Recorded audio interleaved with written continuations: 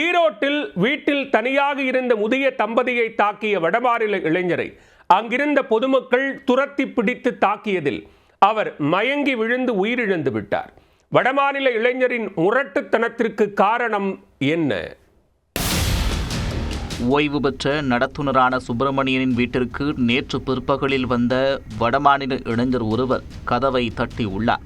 முதிய தம்பதியினர் கதவை திறந்தபோது வேகமாக வீட்டிற்குள் புகுந்த இளைஞர் இருவரையும் தாக்கியதுடன் கத்தியால் சுப்பிரமணியன் கழுத்தை அறுத்து கொலை செய்ய முயற்சித்துள்ளார்.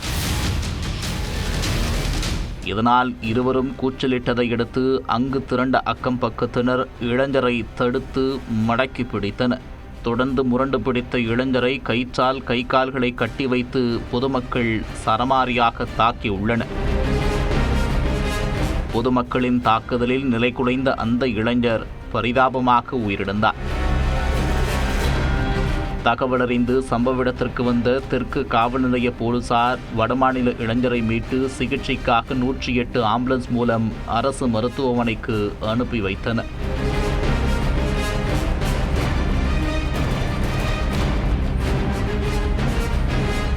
இளைஞரின் தாக்குதலில் காயமடைந்த முதியவர் சுப்பிரமணி தனியார் மருத்துவமனையில் சேர்க்கப்பட்டார். கதவு தட்டின சத்தம் கேட்டுச்சு. பாருங்க தடி அவன் கொண்டுகிட்டு இருந்த தடி இவன் ஒடியாந்த வேகத்துல இவரை போட்டு அமுத்தி பிடிச்சிக்கிட்டு பிளேடை கையில வச்சுக்கிட்டு அமுத்தி பிடிச்சிக்கிட்டா அவரால் முடியல. போய் நான் வெளியில போய் ஒடியாங்கன்னு கத்துனேன் எல்லாத்தையும். அவங்கெல்லாம் வர்றதுக்குள்ள இவன் மறுபடியும் ஓடி போயிட்டான்.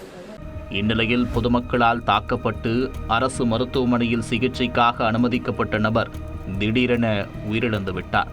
விசாரணையில் அவர் மேற்கு வங்கத்தைச் சேர்ந்த ராபி உரான் என்பது தெரிய வந்தது.